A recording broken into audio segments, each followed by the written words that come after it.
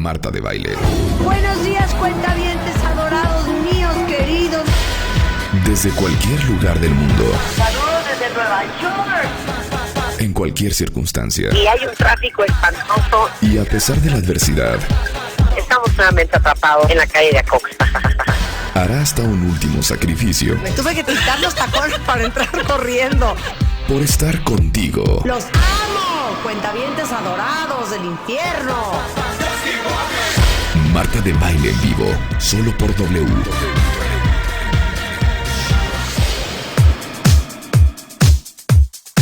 Buenos días, cuentavientes adorados del infierno. En este viernes, gran viernes 10 de febrero, qué bueno que están con nosotros. Hoy no va a haber matamesta, porque hoy tenemos un programa fuerte, serio y fuerte desde cualquier ángulo que lo vean. El día de hoy vamos a tocar dos temas pues delicados, álgidos, duros. Un tema totalmente dedicado a la psicología humana y el otro tema es un tema totalmente histórico. Está con nosotros Feggy Ostrowski, directora del Laboratorio de Neuropsicología y Psicofisiología de la Facultad de Psicología de la UNAM. Y si ustedes han visto la película de Let's Talk About Kevin, que vimos Rebeca y yo anoche, entenderán que pues el tema que vamos a tocar el día de hoy es la psicopatía. Basado en la película, que es la historia de Kevin, un chavo que habiendo crecido en un hogar funcional, con padres que lo querían muchísimo, acaba cometiendo un crimen atroz. Necesitamos hablar de Kevin. Necesitamos hablar de Kevin. Y más adelante va a estar con nosotros Jacobo Dayan, que es director de contenidos del Museo de la Memoria y Tolerancia. Y ya que el pasado 27 de enero se conmemora, según la ONU, digamos que la liberación de uno de los campos de concentración más famosos del Holocausto, que es el campo de concentración de Auschwitz en Polonia, decidimos tocar el tema del Holocausto. Y les voy a decir una cosa, muchos de ustedes han visto miles de películas sobre el Holocausto, han leído el diario de Ana Frank, les han hablado del Holocausto, han escuchado el tema de Hitler 1000 veces. Pero si alguien en este país es experto en el tema del Holocausto y que les va a dar pues la historia de lo que verdaderamente sucedió desde otro ángulo, de un ángulo mucho más profundo, que les va a quedar súper claro que el Holocausto no era necesariamente un tema que tenía que ver solamente con los judíos, les va a dar datos e información sumamente interesante. Entonces, básicamente vamos a tener unas clases de historia sobre el Holocausto con Jacobo Dayan. Entonces, pues si están listos nosotros también y comenzamos. ¿Cómo estás, Feggy? Muchas gracias por la invitación. Feggy, aparte, es autora de un gran libro que se llama Mentes Criminales, y ella ha hecho una labor de investigación tremenda para entender la mente de los sociópatas, de los grandes criminales, de los grandes asesinos en serie de la historia de nuestro país. Y por eso me pareció que era perfecto poder comentar esta película con Feggy. Yo quiero que el resumen se lo hagas tú a nuestros cuentavientes para los que no han visto la película. Okay. Yo te comentaba que es una de las películas que más me ha impresionado en mi vida, ¿no? No es una película para que se entretengan, pero sí mueve profundamente sentimientos, sobre todo creo en las mujeres. Y esta es la historia de la madre de un adolescente que pues comete un crimen terrible. No les vamos a decir cuál, para no arruinarles el final de la película, pero comete un crimen terrible. Exacto. Y entonces, bueno, la actriz es una actriz que se llama Tilda Swinton. Sí, que es una coproducción norteamericana con inglesa, y ella es extraordinaria, porque ella ejemplifica las dificultades y los sentimientos de dolor, de culpa, de lo que implica educar a un psicópata. Y lo presentan en una forma magistral, porque es una forma no lineal, no es nació, creció, sino que es una forma en donde te pasan diversas escenas, en una forma muy creativa. Sí, estás en el presente en un momento se va al pasado, exacto, en un momento se regresa al presente otra vez, pero básicamente es la historia de un chavo que crece, digamos que en una familia normal, entre comillas, con una madre que lo quiere, con un padre que lo adora, con una hermanita, en un ambiente clase media alto, en donde uno pensaría, Feggy, que tiene todas las razones por las cuales ser un niño exitoso y normal. Y no, este niño acaba cometiendo un crimen espantoso. Exacto, y entonces se maneja la controversia que todos tenemos, si es genético o heredado los trastornos comportamentales tan severos. Y entonces, bueno, creo que no, esa controversia no se plantea tan clara porque aquí está claro que hay una parte que así nace. Pero mucha gente dice, bueno, es que estos criminales, sociópatas o psicópatas, para mí es psicopatía, no sociopatía. La sociopatía es cuando hay factores sociales que te hacen, que te enseñan cómo a cometer esos crímenes. Pero la psicopatía realmente tiene un importante componente de cómo está alambrado tu cerebro. Nosotros hemos registrado el cerebro de psicópatas y es interesantísimo de lo que pasa, que ahorita te cuento. Pero aquí es la historia de los esfuerzos enormes, pero te manejan, tú empatizas enormemente con la mamá. Como mujer empatizas, una mamá luchando continuamente por sacar a su hijo adelante. Y era un niño, que hay que aclararlo por si no la han visto o por si nunca la van a ver. Un niño, Fegui, que desde que nace es un niño que gritaba todo el día y lloraba todo el día. Bueno, hay un rechazo inclusive, que ahí es donde los psicoanalistas entrarían y dicen, no, desde que ella lo está esperando. Tú ves a ella en una escena en donde todas están sobándose la barriga. Y felices, y ella no aguanta. Está descompuesta. Ahí dices, no, y ahí no te checa tanto, porque hay toda una teoría, fíjate, de que los criminales son los hijos de madres que los rechazan. Y esto hay un libro de economía, que ahorita no me recuerdo el nombre, donde unos economistas en Estados Unidos vieron que había un descenso en la tasa de criminalidad en Estados Unidos. Se llama Freakonomics. Exacto. Y se fueron 20 años atrás, o 18, y dijeron, es que coincide con que hace 18 años se permitió el aborto. Sí.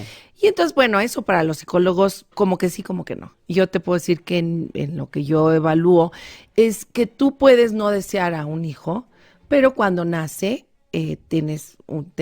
haces el apego, que ahorita platicamos del apego, que es tan importante en el ser humano, y puedes, al revés, desear un hijo con locura y no tener los recursos afectivos para manejar un hijo. Entonces es más complicado. ¿Tú has visto una constante en las investigaciones que has hecho con los psicópatas y las mentes criminales, en donde un gran porcentaje de ellos fueron rechazados por su madre o no necesariamente? Sí hay un alto porcentaje, y entonces la duda que te surge, Marta, es, ¿fueron rechazados porque la madre no los quería o al revés? Son niños insoportables, como lo que sucede en esta película. Es que les ¿Cómo voy a no decir, vas a...? ¿no? ves la película y dices, no puede ser que ella prefiera oír el taladro de un hombre taladrando concreto en la calle a seguir oyendo los llantos del niño.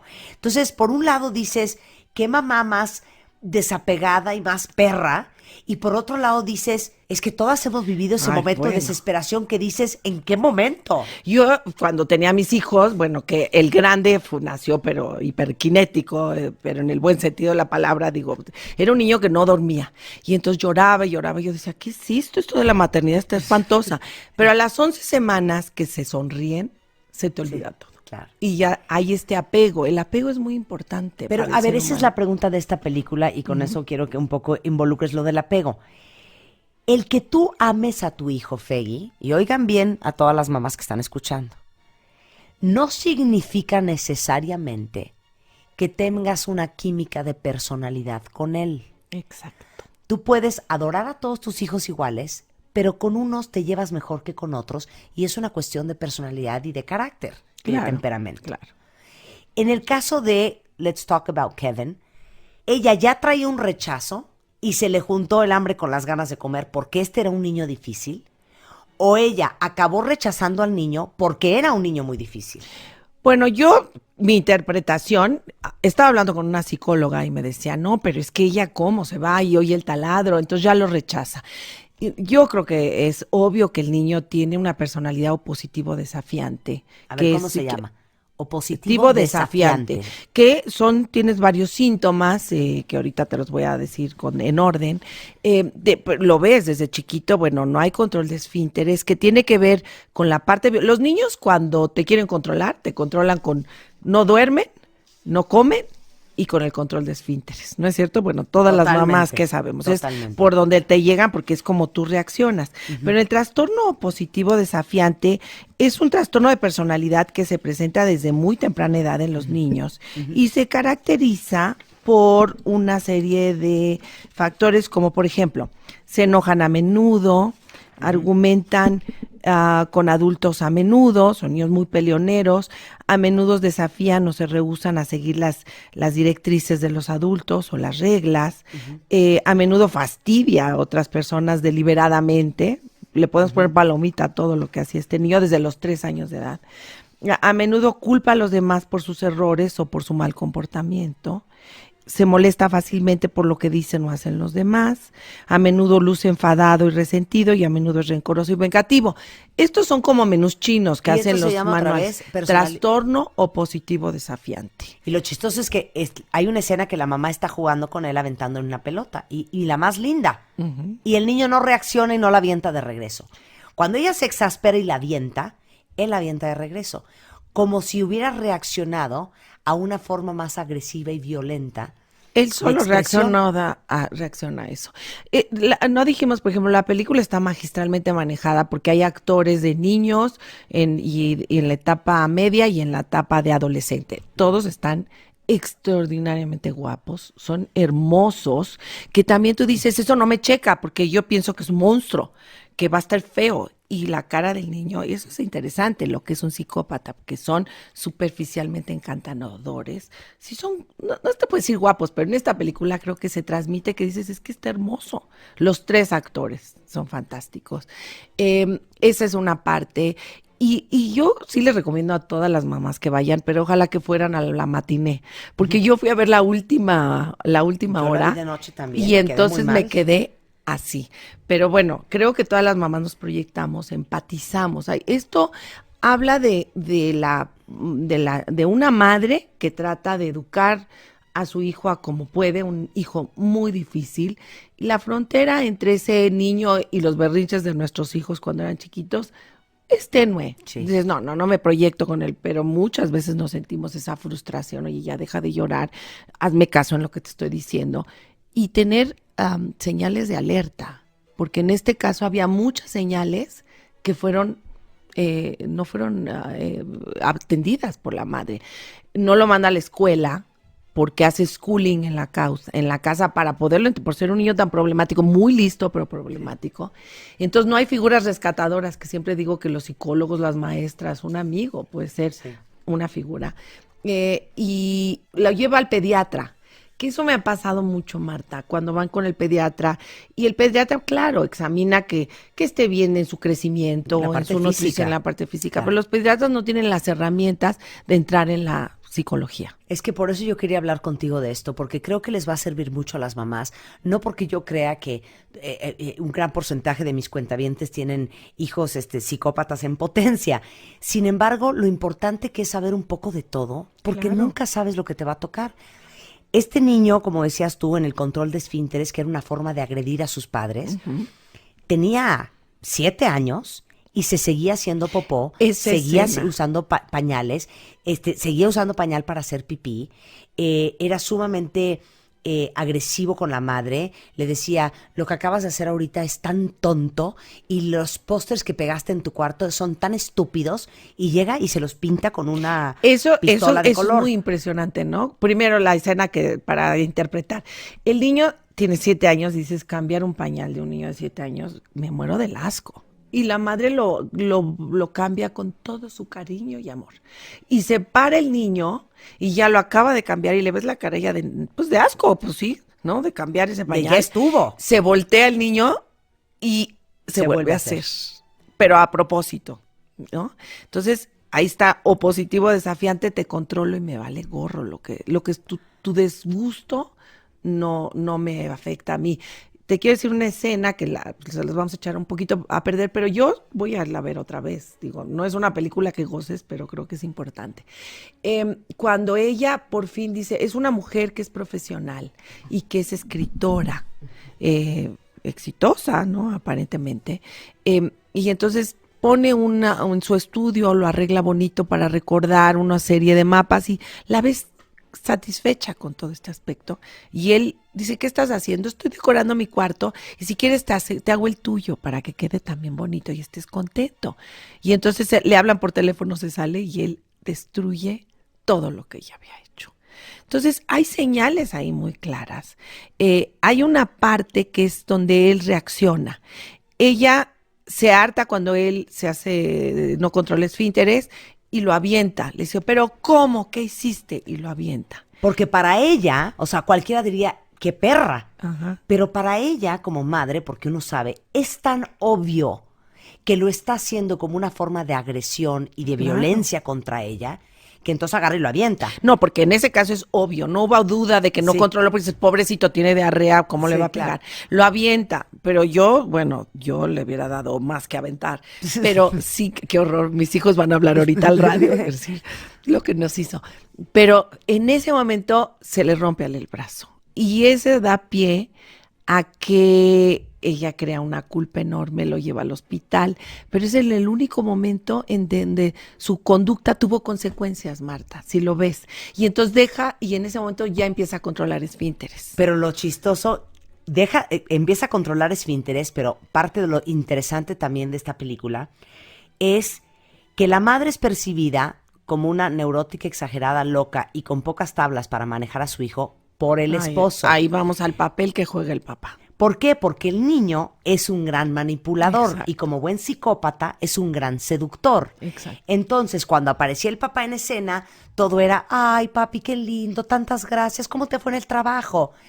Y la manipulación y el control más grande que ejerce el niño es justamente después del incidente, cuando se le rompe el brazo, cuentavientes, porque ahí es donde él se da cuenta que a ella la tiene agarrada. Controlada. Porque él le dice al papá, no papá, lo que pasa es que me caí del cambiador sin querer. Él nunca le dice que la mamá lo aventó. Pero entonces con eso trae a la mamá amenazada de, y cuidadito no me llevas ahorita a mi casa y cuidadito no haces lo que yo digo, porque le voy a decir la verdad a mi papá. Y eso es cuando hablas, estas parejas que yo también las he visto en el consultorio, en donde la madre dice una cosa y el papá dice otra, y hay cero consistencia. Y en lugar, este niño destruye a la pareja, ¿no? Y entonces, bueno, creo que ese es un mensaje también para que lleven al marido o a la pareja, porque ¿qué puede pasar cuando no hay consistencia en la educación de los hijos? Y los hijos aprenden muy rápido. A todos nos ha pasado. Te piden a ti permiso y luego van y le dicen, oye, mi mamá ya me dio permiso, me dejas ir, ¿no? Me das 500 pesos, no es demasiado dinero. Entonces van y le piden al papá 1,000. Sí. Entonces creo que ese mensaje, también otros mensajes interesantes son el papel de la sociedad. Cómo la sociedad la rechaza a ella después del crimen, porque bueno, como la película no es lo lineal, como tú explicabas, entonces de repente pasan escenas de que ella está pidiendo trabajo en un pueblo espantoso ahí, y todo el mundo la ve mal, la rechazan, sobre todo las mujeres. El peor enemigo de una mujer es otra mujer. Porque ante la sociedad, si tu Ella hijo es la sale culpable. psicópata y acaba cometiendo un crimen espantoso, algo has de haber hecho mal tú. Claro, entonces tú lo educaste mal, es tu culpa, la agreden físicamente y los hombres la toleran y se acercan a ella, pero siempre diciéndole, te estoy dando mis migajas de amistad, porque ¿quién te va a querer, no? Entonces toda la película, por lo menos yo me estaba preguntando, ¿por qué está ahí esta señora con tanta agresión? Que se vaya de ese pueblo. Que se vaya, pues no, a donde nadie te conozca, ¿no? Pero dijiste algo muy interesante. El apego que a veces se desarrolla o no se desarrolla con los hijos. Exacto, el apego tiene que ver. Fíjate que como especie, los caballos nacen y corren luego, entonces no necesitan gran apego con la caballa, con su mamá caballa. El ser humano pues se queda en la casa a ser educado hasta los 40, porque en esto del doctorado y postdoctorado ahí se te queda, ¿no? Sí. Entonces es una especie, independientemente de esto, que necesita a los cuidados primarios para sobrevivir, y luego es el grupo secundario, que son los amigos. El apego que tú estableces en la infancia determina las relaciones que vas a tener en el futuro. Eso es gravísimo. Bueno, gravísimo no. No es que no lo puedas cambiar, pero inconscientemente va a actuar. Y el apego es este vínculo de confianza que establece el bebé con el cuidador. Puede ser la madre, el papá o la muchacha, pero el cuidador primario en general es la mamá. Y entonces, ¿qué pasa? Es un vínculo que se establece porque los niños se sienten mal cuando están mojados, cuando tienen sueño, cuando tienen hambre. Y entonces las madres se vuelven las que establecen buen apego, que son sensibles a estas claves. Cuando llora el bebé, pues lo cargan y dices, ay, tienes hambre, ahorita te doy tu leche. Ay, estás mojado, te voy a cambiar. Entonces ese niño, ante esa incomodidad, dice, ay, me entendieron. Y entonces se establece un vínculo de confianza en donde yo puedo confiar de ti. Puede pasar que la mamá esté deprimida, que la mamá esté enferma, que la mamá, etcétera, y entonces no responde esas claves. Y entonces el apego se vuelve entonces hay un apego seguro. Yo confío, yo soy digno de amor y confío en que me van a dar apego. Pero hay un apego ansioso, en donde no entiendo, pero pues a mí no me nutren suficiente.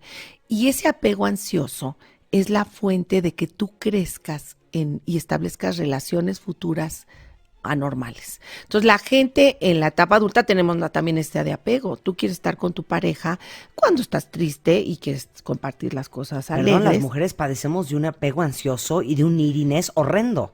Pero hay mujeres que lo tienen más marcado, sí. Porque cuando tú toleras violencia física, que te golpeen, o violencia verbal, o que te manejen económicamente, muchas veces lo que atrae es un apego ansioso. Porque si tú eres un apego seguro, dices, oye, yo no me voy a aguantar lo que este güey me está haciendo. Yo me rebelo ante esto, porque yo soy una persona digna. Yo tuve una paciente que me vino a consultar para ver si estaba expuesta a violencia intrafamiliar. Estaba casada con una persona de finanzas muy talentosa, pero que era europeo. Y entonces este señor le aventaba los platos a la pared cuando yo estaba amamantando a los hijos, y me vieron a preguntar que si, y él le decía, eso es de cultura, tú eres una mexicana y eres hipersensible. En mis culturas, pues gritamos y aventamos cosas. Bueno, no lo puedes creer, ¿no? Entonces, no, tú eres violencia intrafamiliar y eso es muy importante entenderlo, ¿no? Pero el apego que estableces en la infancia muchas veces determina tus relaciones futuras, por eso es importante. Lo impresionante de la película es que habían tantos síntomas de que este niño no estaba bien. Y bastó que el pediatra dijera, este niño no tiene nada, este niño no tiene autismo, para que nunca pasara por la vida de ese niño ni un psicólogo, ni un terapeuta, ni una orientadora familiar, nadie. No, es que desde cuándo lo debes educar, desde muy chiquito, ¿no? Y te voy a decir que me preocupa. Me preocupa que hoy en día los padres, y creo que no es novedad para ninguno de ustedes que nos esté escuchando, estamos más estresados, más ocupados, más cansados, más complicados, más conflictuados, más traumados que nunca. Y con toda esta vida adulta que tenemos, paralelamente, pues tenemos la gran obligación y responsabilidad de formar a nuevos seres humanos. Claro. Y en esa formación nos hemos vuelto sumamente permisivos, sumamente culpígenos, nos cuesta muchísimo trabajo poner límites porque vivimos con remordimiento y con culpa, y cada vez hay camadas más grandes de niños tiranos. Es que yo creo que estás tocando puntos muy interesantes porque son los estilos de crianza que los psicólogos los estudian. Demasiado amor, la infancia perfecta perjudica. Eso, tú dices, es que yo lo amo. Entonces, los psicólogos han identificado 3 estilos de crianza. Hay los padres que son autoritarios, que son dictatoriales. Uh-huh. Y entonces no haces esto porque no se me pega la gana. Y te voy a decir qué personalidad produce. Los padres permisivos que dicen, ay, bueno, yo soy la buena onda, que haga lo que quiera, que brinque en los sillones, que se acueste tarde, que, ay, si no hizo la tarea un día, no pasa nada. Si le avienta piedras a un perro, ay, qué chistoso, mijo. Entonces, hay el estilo dictatorial, el estilo permisivo y hay ¿cuál es el mejor? Es el estilo que eres autoritario pero democrático. Quédate ahí, hacemos un corte y volvemos. Tienes exactamente 140 caracteres para mandar un tuit a @Marta de Baile. @MartaDeBaile. Y si no te alcanza, mándanos un mail. debaile@televisa.com.mx. Más Marta de Baile en W. Estamos de regreso en W Radio hablando con Fey Ostrowski sobre los hijos, las mentes criminales, la psicopatía, la forma en que estamos educando a nuestros hijos el día de hoy, cómo acaban los hijos resultando ser un desastre y en la situación más extrema, cometiendo terribles crímenes basados en la película Tenemos que hablar de Kevin, o Hablemos de Kevin, o Let's Talk About Kevin, o como la quieran llamar, que ya está en cartelera desde hace un tiempo. Y antes de irnos a corte explicabas que hay 3 formas de educar. La dictatorial, la permisiva y la tercera. Que es autoritario, pero democrático. Entonces, ¿qué quiere decir? Te voy a decir por qué son importantes, porque se han estudiado eso, ya se sabemos. Y entonces los niños de padres que son dictatoriales tienden a ser retraídos cuando crecen, tienen personalidades que son retraídos, son poco sociables, no son amigables, se sienten intranquilos cuando están con otros niños de su edad. Y las niñas son dependientes de la figura paterna y los niños son hostiles. Ya sabemos eso, nada más para que cambies tu estilo de crianza. Ahorita te voy a decir, los niños de padres permisivos, esos que son a todo dar y que se sienten la buena onda. Los barcos. También son niños que tienden a ser dependientes e inestables emocionalmente y carecen de habilidades sociales y de autocontrol. El autocontrol es básico. Somos un país de obesos y de gordos, ¿no es cierto? ¿Y por qué? Porque parte de eso del autocontrol viene desde que somos chiquitos. La capacidad de autocontrolar mis instintos básicos y mis emociones. Pero bueno, ¿y cuáles son los que son mejores? Los que sí son autoritarios. Eso quiere decir que tienes reglas. Tú te duermes todas las noches, cada familia lo puede establecer, a las 9. Pero eres democrático y te dicen, ay mamá, pero es que va a salir Justin Bieber ahora. Y entonces entonces ahora sí, ok hijita, te duermes a las 12. Pero la regla es a las 9. No digo que esa regla es la que cada quien tiene su regla. Pero flexible. Pero negocias. Y eso es lo que hace individuos ajustados, que pueden esperar cosas del medio ambiente, que tienen ninguna de estas características que te mencioné. Ok. En toda la investigación que tú has hecho en las cárceles de México, que si a ustedes les interesa el tema y les parece fascinante, pueden leer el libro de Feggy Ostrowski que se llama Mentes Criminales. En las investigaciones que tú has hecho, ¿cuál es el perfil de niñez y el historial de estos psicópatas? ¿Por qué te pregunto esto? Porque hay 2 polos muy opuestos. Uno es el caso de el que sufrió de abuso sexual, en donde tuvo padres alcohólicos, en donde fue abandonado por su madre, en donde tuvo verdaderamente una infancia catastrófica, lo cual pues no te sorprende que acabe siendo un asesino en serie. Y lo que vimos de Kevin, que Kevin creció en un hogar en donde tenían 2 padres que lo querían mucho, que se querían mucho entre ellos, en donde había cierta armonía, cierta normalidad, había cierta abundancia, claro, de tiempo, de amor, de dinero, y no entiendes cómo un niño acaba convirtiéndose en lo que se convierte Kevin. ¿Es it nature o es it nurture? Bueno, en este caso es clarísimo que es nature y que no el medio ambiente, porque podría tener rescate a lo mejor, con si hubiera un psicólogo que hubiera dado terapias de cognitivo-conductuales muy temprano, pero ahorita discutimos eso. Aquí yo lo que he encontrado es que la psicopatía es un trastorno de personalidad. No, la gente los confunde con locos que oyen voces y que por eso salen y matan. No, son perfectamente normales, son gente muy hábil, es una personalidad, son los verdaderos malos de la humanidad que siempre han existido. De hecho, paréntesis, en este momento hemos subido a martadebaile.com el especial que hicimos sobre psicopatía y sociopatía, y también el especial que hicimos con Feggy sobre las mentes criminales, que les va a parecer súper interesante si lo quieren escuchar. Continúa, querida. Bueno, entonces, estas personas, bueno, son encantadores superficialmente, manipulan a los demás. ¿Cuántos hay psicópatas? Se dice que del 1 al 3% de la población. Eso ya se sabe, en estudios epidemiológicos, en México no se ha hecho estudio grande, pero eso hablaríamos de como de 1 millón de mexicanos que son psicópatas. No todos están en la cárcel. Y no todos hay muchos han matado afuera. Tampoco. No, puede ser psicópata exitoso o no exitoso. Entonces puedes andar afuera. En general, hay más frecuencia de psicópatas en los que son grandes CEOs de empresas, en los que son políticos, porque manipulan a los demás para sus propios fines. Grandes seductores. Exacto. No han cometido los crímenes, pero podrían serlo. En los de cuello blanco, los fraudes de cuello blanco. En la cárcel hay un 25% psicópata y ese estudio sí lo hicimos nosotros. O sea, no todos los que están en la cárcel son psicópatas. Hay muchos sociópatas porque son todas las familias que roban desde chiquitos, son los mismos miembros de la banda. Eso es otro problema. Ese es un aspecto social. Pero en los psicópatas es 25%. En esos, Marta, nosotros hemos hecho estudios genéticos y estudios de imágenes cerebrales, que es interesantísimo, es ver cómo está su cerebro conectado. Te puedo decir que no hay genes que heredas del mal, eso no existe. Los genes lo que hacen es manejar neurotransmisores del cerebro. El cerebro, no tienes genes del diablo. No, ni genes de Dios, sí, ¿no? De bueno, de ángel. Pero hay genes que determinan cuánto neurotransmisor vas a tener para que tus neuronitas se hablen. Entonces, si hay poquito neurotransmisor, pasan ciertas cosas, si hay mucho neurotransmisor. Por ejemplo, un neurotransmisor importante es dopamina. No quiero entrar muy técnico, sí, pero sí, es interesante. No, pero mis cuentavientes ya están instruidos en todo eso. Claro, porque tú eres entonces, más que psicólogo. La dopamina. La dopamina, por ejemplo, un exceso de dopamina te causa esquizofrenia.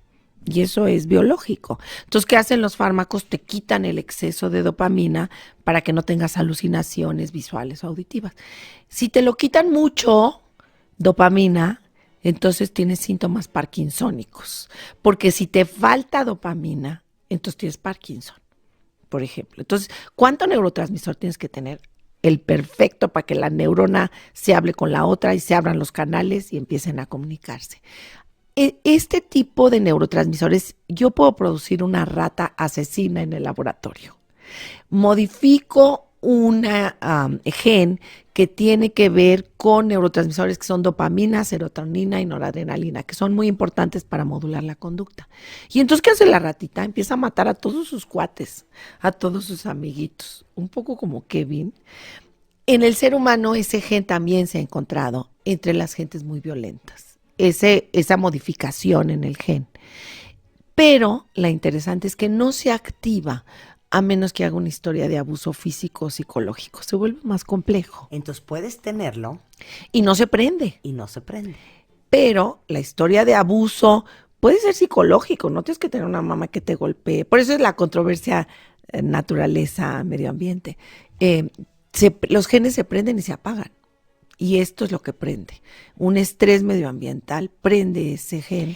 Y entonces, ¿qué efecto tiene que lo prendas? Que ahí vamos a qué le pasa en el cerebro. Las conexiones, tú tienes como vías que manejan las emociones y vías que controlan esas emociones. Entonces, las emociones están hablándose con la parte racional. Y entonces, a lo mejor tú tienes hambre ahorita y te quieres ir a comer, pues te quedas, ¿no? Desespérate. O a lo mejor te caí gorda y me quieres pegar. Claro. No me pegas, te controlas. En estas gentes no se están hablando las dos partes. Y estas gentes, cuando nosotros los estimulamos... O sea, no hay filtro. Eso es una parte, control. No hay un control muy importante, pero más importante, les pasamos imágenes espantosas, Marta, a los psicópatas. Ya gente que no es psicópata, que es también criminal. Les pasamos imágenes de escenas muy agradables, escenas como escenas de niños y flores y cosas que vimos, que la gente decía, sí, está re bonita. Y escenas muy desagradables, de cuerpos mutilados, de niños abandonados en la calle, de escenas de guerra, de ancianos golpeados. Y aquí estos son como detectores de mentiras, porque no tienen que decirme nada. Veo qué pasa en su cerebro. Y estamos viendo que las áreas del cerebro que se prenden cuando ves esto, porque lo ves y se prenden y se activan, no se les prenden.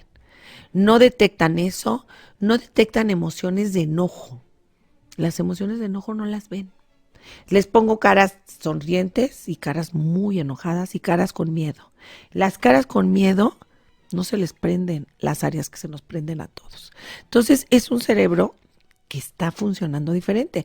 Si yo voy alguien se me cierra en el periférico y todos andamos así, o el marido nos pone el cuerno, nos hace mucho daño, lo quieres matar. Literalmente creo que todos hemos sentido eso. O sea, queremos hacer lo que hizo Lorena Bobbitt. Exacto. Pero muchas lo quisiéramos hacer, pero no lo acabamos haciendo. Hay inhibidores inconscientes, que cuando la gente está abriendo los ojos y se así de susto, eso inhibe y entonces no sigues adelante. Entonces, cuando la línea la rompes, depende de estas cuestiones inconscientes, no las sabemos, pero ahí están actuando, porque si no la especie se acaba, ¿no? Lo más fuerte de todo lo que está diciendo Feggy es que allá afuera hay muchísimos psicópatas funcionales, exitosos, como dices tú.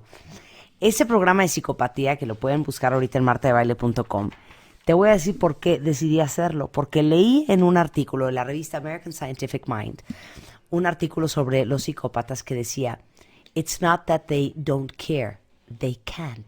Sí. Y que no es que no les importe, es que no puede importarles por toda la bioquímica de lo que acaba de explicar Feggy. Y con eso nos vamos a un corte regresando y ya volvemos, no se vayan.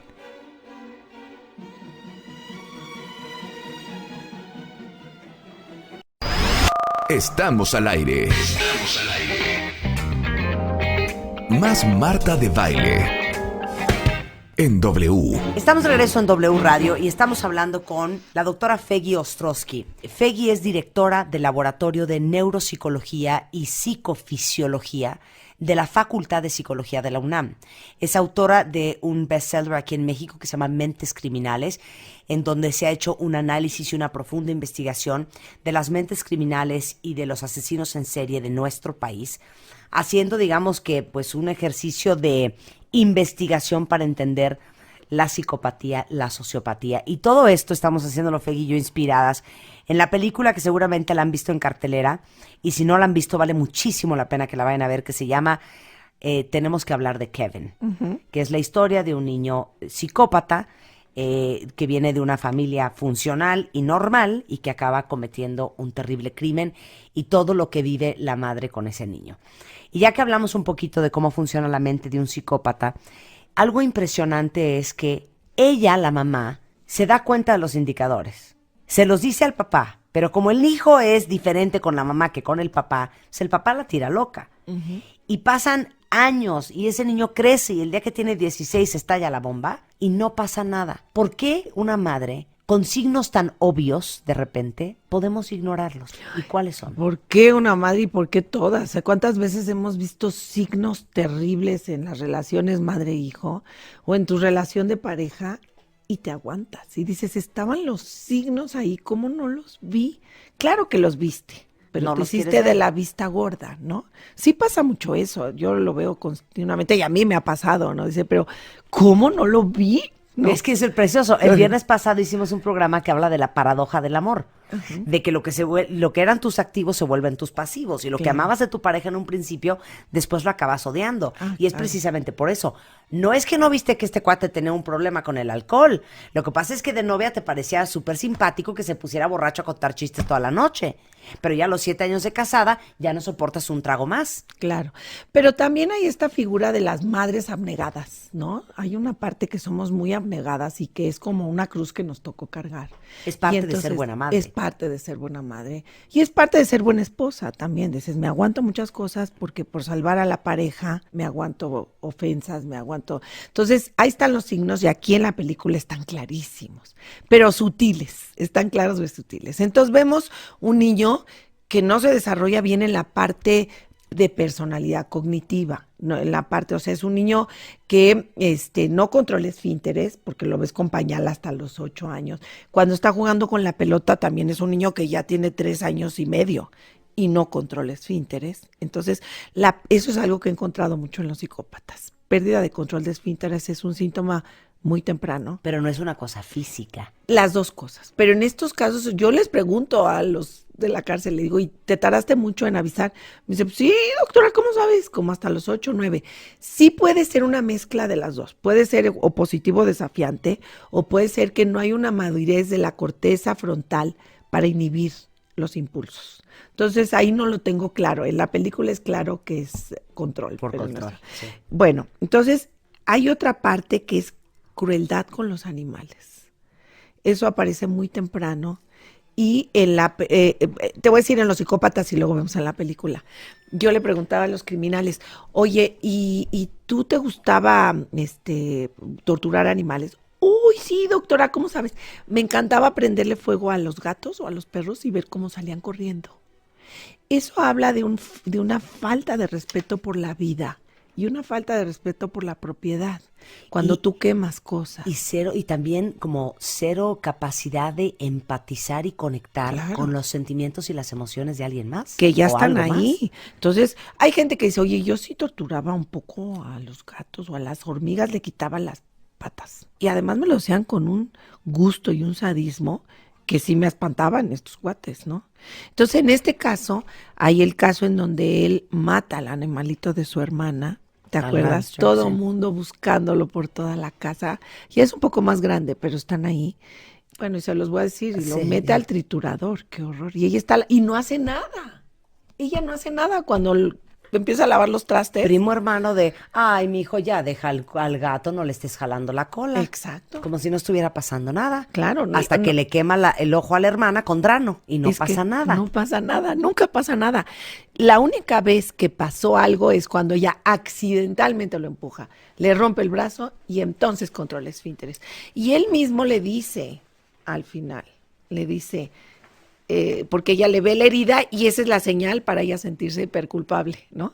Y él le dice, a los gatos se les entrena metiéndoles la cabeza dentro de sus heces y así controlan esfínteres.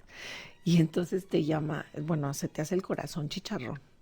Pero a ver, entonces, la segunda característica es violencia y abuso con animales. Con animales Esa es como- una constante. Y una vez que hacen animales, brincan a los hermanos, les pegan, los golpean, en una forma sádica, en una forma en donde no empatizas, porque te digo que la empatía es tú tienes unas que ya sabes experta, hay neuronas motoras en espejo en el cerebro, y entonces tú sientes lo que yo siento cuando estoy sintiendo dolor, y eso es la base de la teoría de la mente también. La teoría de la mente es que yo me puedo comunicar contigo porque puedo inferir tus estados de ánimo. No son las mismas cosas, porque en él hay una teoría de la mente muy buena porque puede anticipar y manipular a los que lo rodean.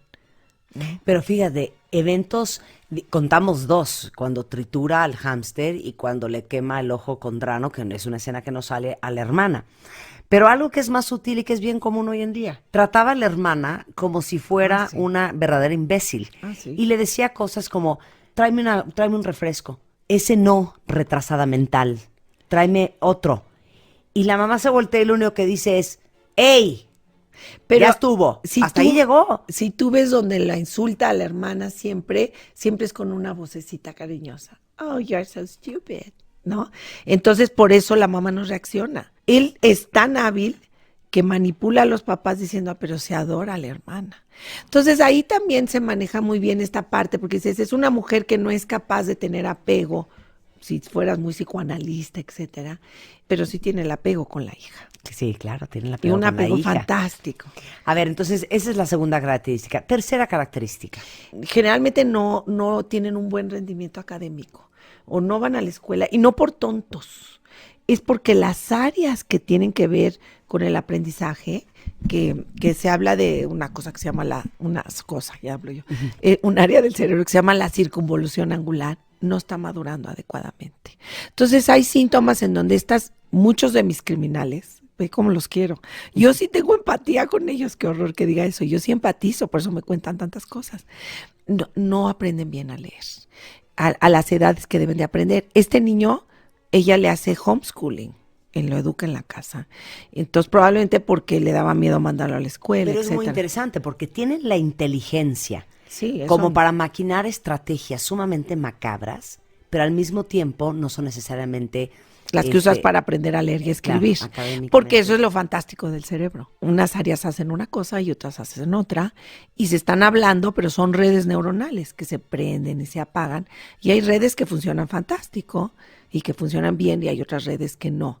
En el caso de la psicopatía, las redes que tienen que ver con la emoción, la interpretación de la emoción y el manejo de las emociones son las que están fundidas, no están ahí. Y eso hablaría la pregunta, ¿se puede rehabilitar, no? Es muy difícil rehabilitar a un psicópata. Yo me acuerdo de lo poco que me acuerdo, porque tengo memoria de veras de chorlito, en ese artículo que leí sobre la psicopatía, de que no es que no les importe, es que no les puede importar, porque físicamente, neurofisiológicamente, no puede importarles, hablaban de la parte de la amígdala, que creo que tiene que ver mucho en la psicopatía de con, una persona? con el miedo. Y A esto ver, tiene que ver con a lo ver, que hemos visto. a ver. La amígdala, que no son las que están aquí en la garganta, es una estructura chiquitita. ¿Qué es con lo que queremos a todos? Porque no queremos con el corazón. Es un centro del miedo, la amígdala, de emociones de miedo. Y entonces habla muy interesante, porque nosotros, por ejemplo, registramos el cerebro de estas personas muy violentas cuando ven caras de miedo. Y entonces no se activa. Y la amígdala no solo no se activa, sino que es más chiquita. O sea, esta genética altera el tamaño y la funcionalidad de la amígdala. Y entonces tú no tienes miedo. Fíjate que me voy a disgregar un poquito, pero algo interesante es que muchos de estos psicópatas, yo me he preguntado, ¿por qué son tan encantadores? ¿Por qué? Y si les si les preguntas, ¿qué tan contento estás con tu vida? Te dicen, yo estoy fantástico, yo estoy contento, están contentos. Y yo, que soy la doctora que lo está entrevistando, digo, pues yo no estoy tanta, ¿o no? Y entonces, ¿qué? Es que creo que la satisfacción vital tiene que ver con que manejes bien tus emociones y que no tengas miedo. Tenemos muchos miedos los humanos. Tienes miedo a que no salga bien tu trabajo. Angustia, ansiedad. Que no te salió bien tu programa, que tu pareja no la lleves tan bien, que tus hijos crezcan bien. Tienes todos estos miedos. Estos no tienen miedo. Y entonces están rayados, viven fantástico. Entonces, si no tienes miedo, es muy difícil socializarte. Porque tú dices, si le pegas a tu hermana, te voy a dejar en tu cuarto encerrado o no vas a ver. Estos no tienen miedo.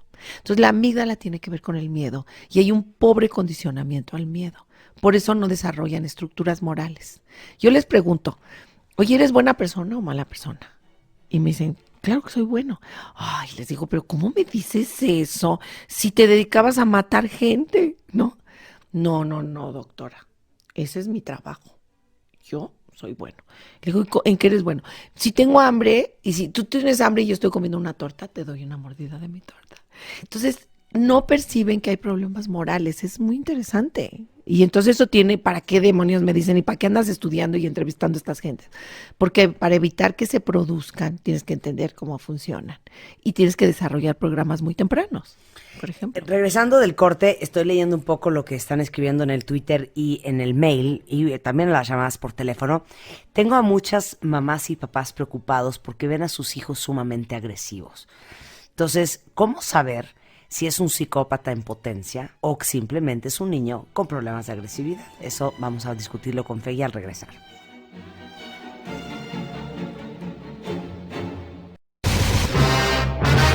El siguiente episodio fue captado en espacio y tiempo real, en una entrevista real, con un invitado real. Vamos a mostrarle cómo esta conductora aplica un amplio y perfecto manejo del lenguaje en la siguiente conversación. Está sonriendo generalmente de una manera empática y se logra lo que se conoce como rapport. Esto es que te calibras con la otra persona. De hecho, cuando estamos siendo seducidos por la otra persona, en el buen sentido de la palabra o en el mal sentido, no estoy diciendo que no pueda hacerlo, tendemos a inclinar la cabeza un poco hacia un lado. La cabeza se inclina. Generalmente quiere decir que está opinando sobre lo que tú estás diciendo, está pensando hacia dónde llevar lo demás y generalmente esto se acompaña con todo un gesto, una postura de comprensión. Entiendo lo que estás diciendo. Ajá. Sorprendente, ¿no? Pero por motivos de seguridad, no podemos revelar su nombre ni su identidad. Marta de Baile. Todos los días. De 10 a 1 de la tarde. Solo por W Radio.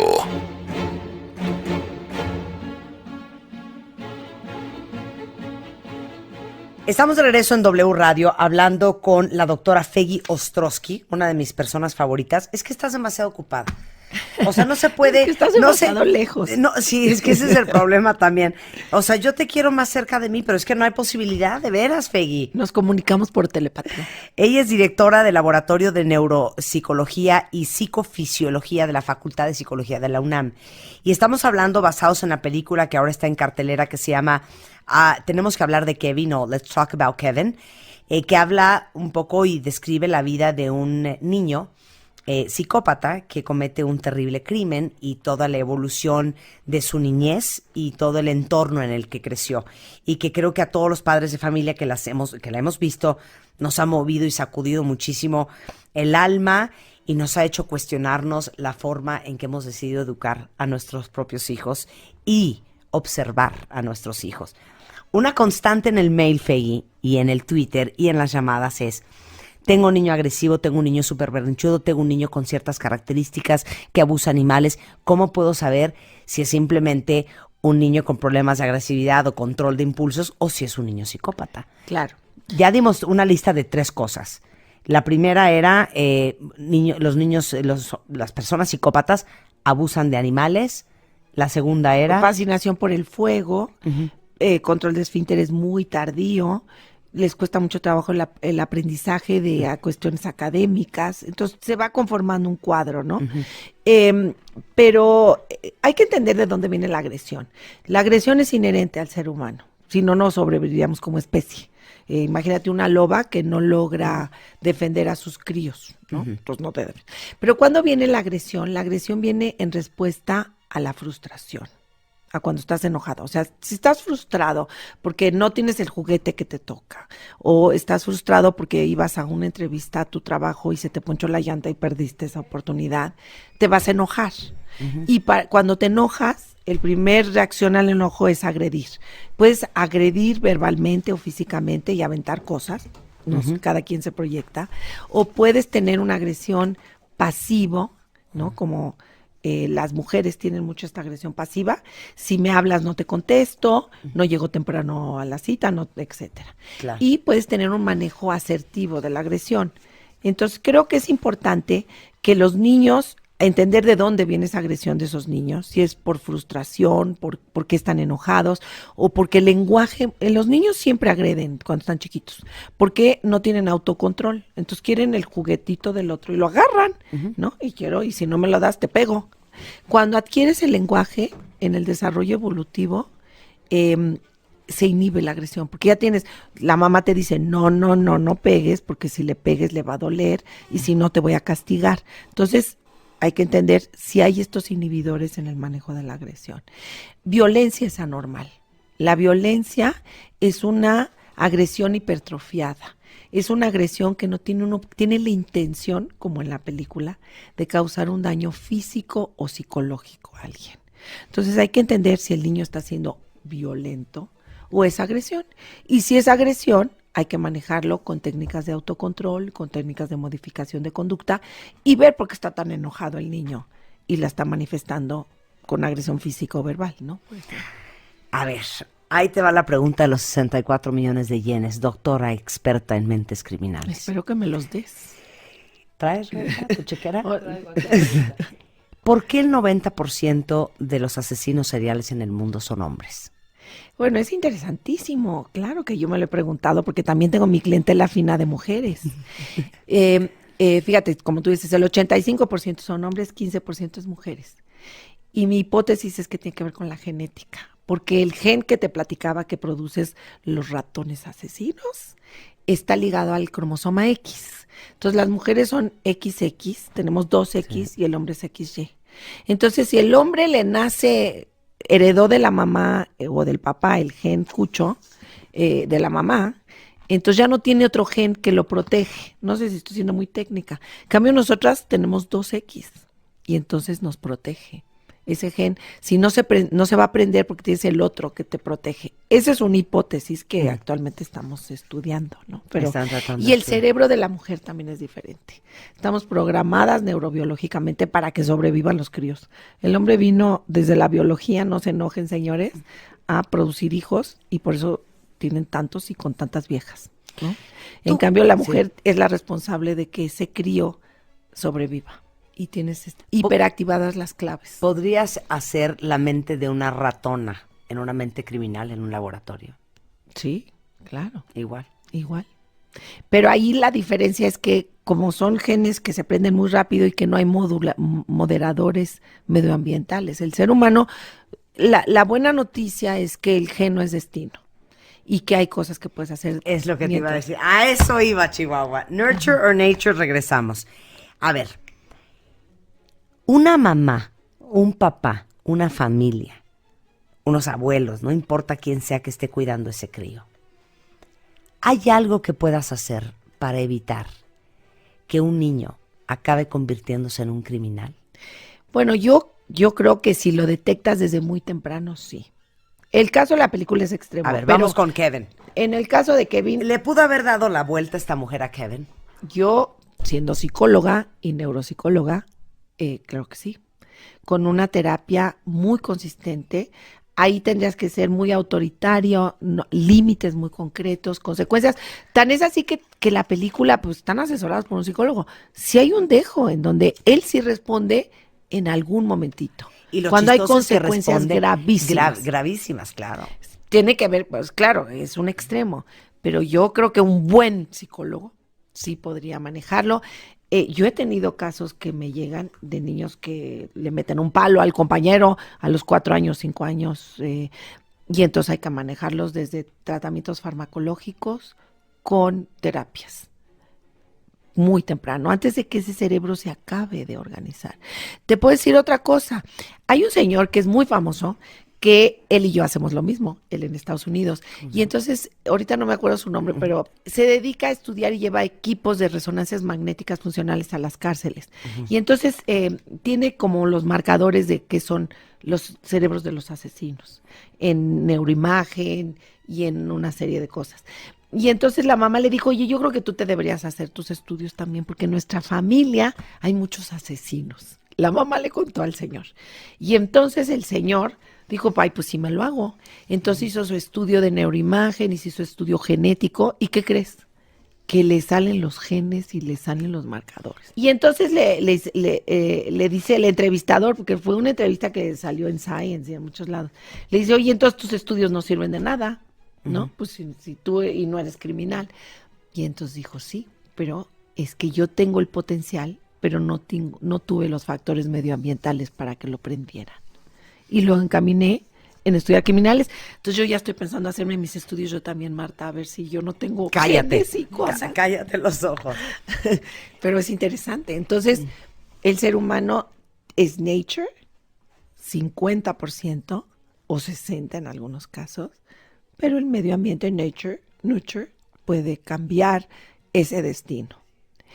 En algunos casos cuesta más trabajo, en otros menos, pero claro que los puedes cambiar. Bueno, hay un doctor de la Universidad de Columbia, en Nueva York, que se llama Dr. Michael Stone, que de hecho conduce el programa The TV's Most Evil, los más diabólicos en la televisión, que es transmitido por Discovery Channel, e hizo una categorización de niveles de psicopatía a través de diferentes criterios, que va desde el lugar número 22 y el más duro, que es el psicópata que inflige, ¿se dice inflige? Infringe, no, inflicts. Sí, pero inflige, te falta un inflige.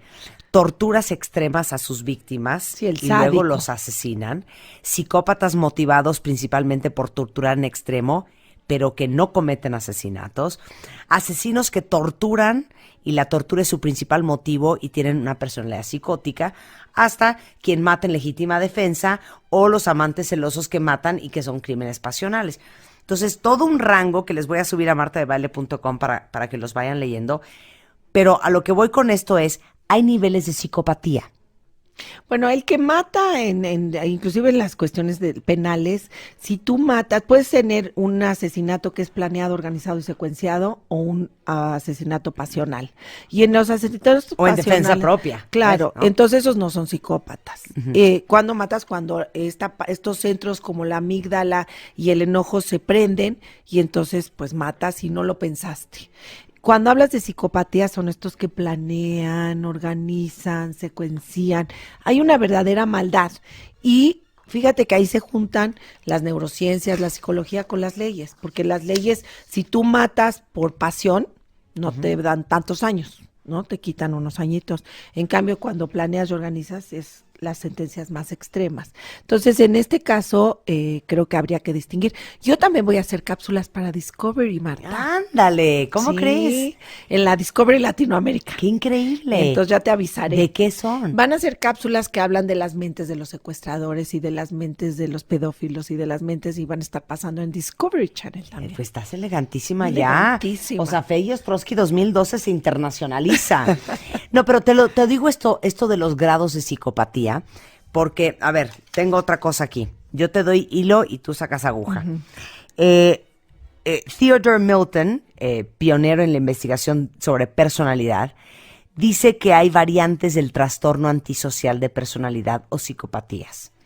Y dice aquí, el antisocial normal, el antisocial codicioso, el antisocial que defiende su reputación, el antisocial arriesgado, el antisocial nómada, el antisocial malevolente. Hay diferentes niveles de la psicopatía. Te lo digo porque hoy en día yo me imagino que todos hemos conocido y nos hemos topado con un psicópata y no nos hemos dado cuenta, porque no todos los psicópatas matan. Claro, yo no estaría de acuerdo con, psiquiátricamente hay que distinguir en un trastorno antisocial de la personalidad y la psicopatía. Que es más sociópata que psicópata. Exacto, son dos cosas extremas. Entonces, en el trastorno antisocial de la personalidad, claro que hay muchas personalidades. Hay los que matan por venganza, hay los que roban porque quieren tener las cositas de los demás. O sea, hay muchas motivaciones que creo que es lo valioso de esta gratificación. El psicópata es otro mundo, Marta. Y sí hay grados de psicopatía, pero para diagnosticarte como psicópata hay una serie de características que debes de tener. Y tienes que tener más de 30 puntos en estas características. Hay varias escalas. Una de las más utilizadas es la de Robert Hare, que te las puedo leer. Lo que es importante, Marta, es que para sacar esto no es tan sencillo. Se pueden ir calificando, pero para que yo saque los niveles de psicopatía en las cárceles me tardo 5 horas y tengo o más. Y es una entrevista semiestructurada muy complicada, en donde yo infiero muchas cosas. Nada más es para que sí sepan que se califica, pero no está tan seguido. Sí. La gente se tiene que calificar con 0, con 1, con 2. Okay. 2 y siempre está frecuente, porque si sí tengo tantito, entonces te pones 1 y 0 no, de plano yo no soy así. Ok, ¿no? perfecto. Entonces son 20.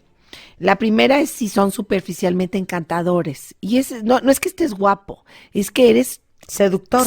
Atractivo para la gente. Para la gente. Y te puedes poner 0, 1, 2. ¿Pero qué es superficialmente encantador? Porque cuando le rascas, es un horror. de es un persona. horror, Okay. ¿no? Ajá. Ya me voy calificando, ¿eh? Sí. Ok. Si eres, tienes un sentimiento de autovalía exagerado. Ya llegó, eres el narcisismo. El narcisismo. Estas gentes de que son el centro de la atención de todo, ¿no? Tienes que tener una necesidad de estimulación constante, te aburres. Uh-huh. ¿Cuántos llevas, Martita? Híjole, yo ya voy, yo ya llevo como 3 6 puntos. Ok. Pero va a haber factores que te protegen. Fíjate que yo entrevistando a Arismendi decía que él se robaba el mochorejas. Se robaba los coches enfrente de la estación de policías. Si no, no tenía chiste. El riesgo, la adrenalina. Los dos buscan el riesgo, la adrenalina, pero en este sentido, pues a lo mejor tú te vas y te echas del bungee. Estos matan a alguien. Patológicamente mentirosos. Obviamente eres un maestro en eso. Son manipuladores. Uh-huh. Utilizas a los demás para tus propios fines. Uh-huh. No tienes culpa. A lo mejor de repente dices, hijo, qué mala me vi, ¿no? Pero tienes culpita. Pasa bien rapidito. Sí. Okay. En la parte son indiferentes, carecen de sentimientos de empatía. También tiene que ver la culpa y la empatía.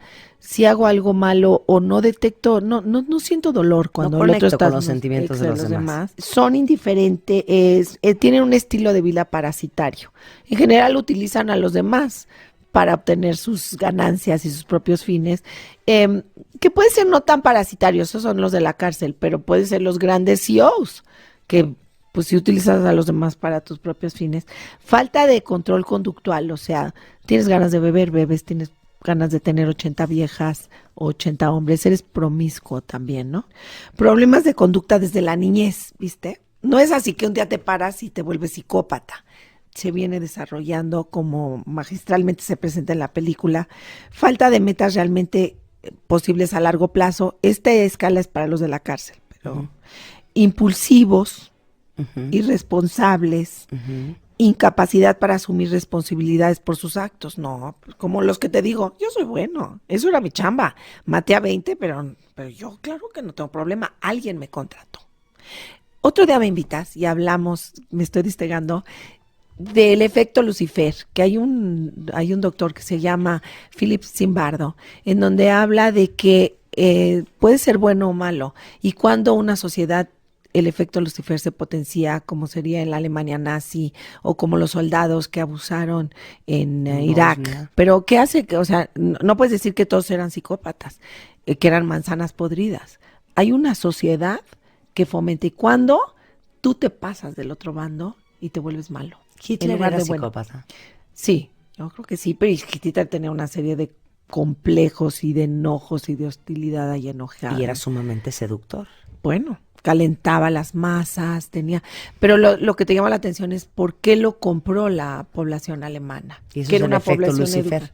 el efecto que me encanta. Vamos a ¿no? hablar de eso, me parece precioso. En la 17, vamos, múltiples relaciones maritales efímeras, que tiene que ver con la conducta promiscua, Ujú.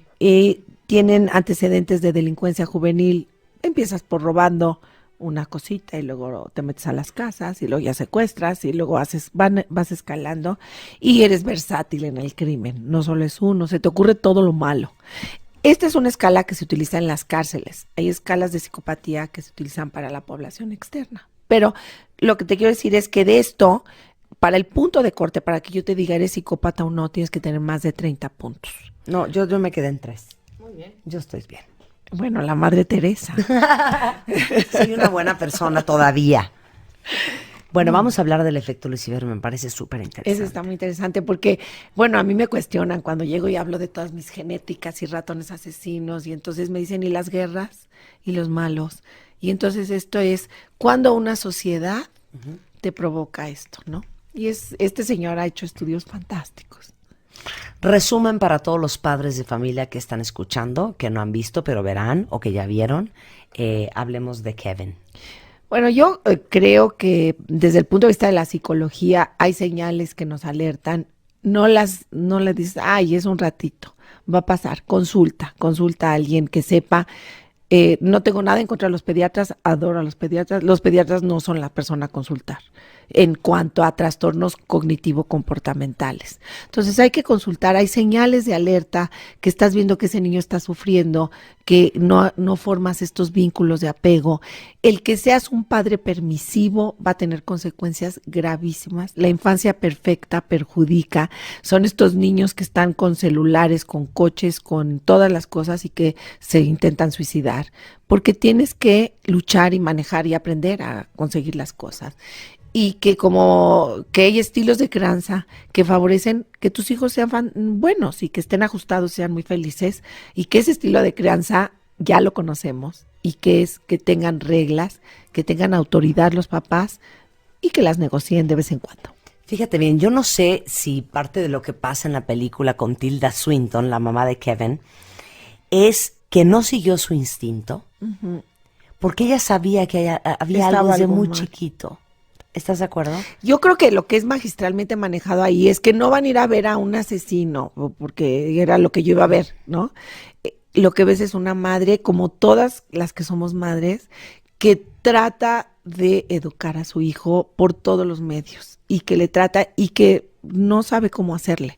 Claro. Entonces, para que no nos pase eso. Y aparte que creo que, no sé si es que no siguió su instinto, porque ella lo sabía, o si estaba tan abrumada y tan sobresaturada del comportamiento de su hijo, claro, que era mayor a sus fuerzas.